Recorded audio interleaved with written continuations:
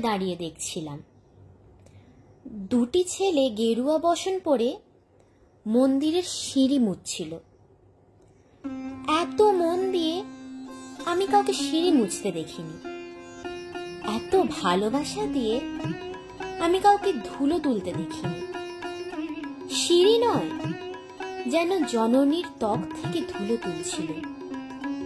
এইভাবে কেউ সিঁড়ি থেকে ধুলো মুছতে পারে এ আমি কোথাও দেখিনি।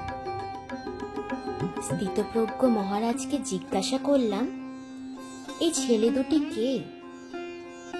মহারাজ মৃদু হেসে বললেন, একজন নিউক্লিয়ার ফিজিসিস্ট, একজন IBM এর 6 লাখ টাকার চাকরি ছেড়ে এখানে এসেছে। সিঁড়ি ধুতে এসেছে। যে সিঁড়ি দিয়ে মানুষ ওপরে ওঠে তা যেন পরিষ্কার হয়। মহারাজ চলে গেছেন। সন্ধ্যা নেমে আসছে গঙ্গায়। আমার ভেতরেও নামছে সন্ধ্যা। সারা পৃথিবীতে এত সিঁড়ি, সিঁড়িতে সিঁড়িতে এত দাগ, এত ক্রোধ, এত অপমান। আরতি শুরুর আগে মনে হলো, যে সিঁড়ি মুছতে পারে না সে কোনোদিন মানুষের চোখের জল মুছতে পারবে না।